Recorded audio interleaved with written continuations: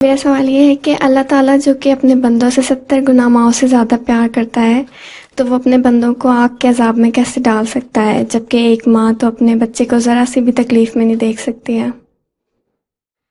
اپنے بندوں سے کرتا ہے نا، جی تو اللہ نے بندوں کی نشانی کیا بتائی ہے؟ ہیں؟ ہیں؟ بندے کی نشانی یہ بتائیے کہ تم میرے بندے بنو، اور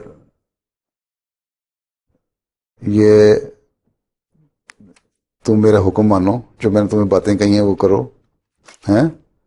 تو صحیح بات تو تبھی بنو گے نا تم.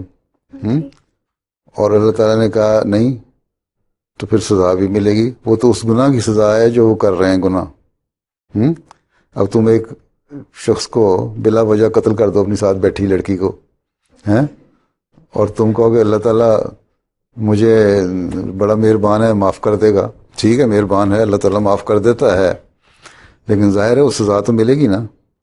لیکن اللہ کی مہربانی یہ ہے کہ انسان بہت گناہ کرتا ہے، ایک ساری عمر زندگی میں گناہ کرتا رہتا ہے انسان. اللہ تعالیٰ اس کو بھی معاف کر دیتا ہے، اور اگر جہنم میں ڈالتا بھی ہے تو اللہ تعالیٰ نے یہ بھی فرمایا کہ ایک وقت آئے گا جہنم خالی ہو جائے گی، سب لوگ جنت میں چلے جائیں گے. یہ مہربانی ہے نا، جی رحم ہی ہے نا اس کا جو نکال دیا. کہ بندے نے 100 قتل کیے، اس کو بھی اللہ تعالیٰ نے معاف کر دیا.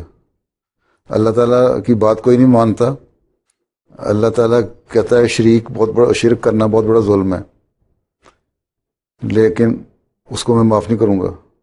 ان لوگوں سے بھی کہتا ہے جہنم میں رکھوں گا، کوئی دیر سزا دوں گا، جو سزا کا پیریڈ ہے، ٹھیک ہے، وہ گزارے گا جتنا بھی ہے کسی کے لیے، اس کے بعد جنت میں چلے جاؤ گے.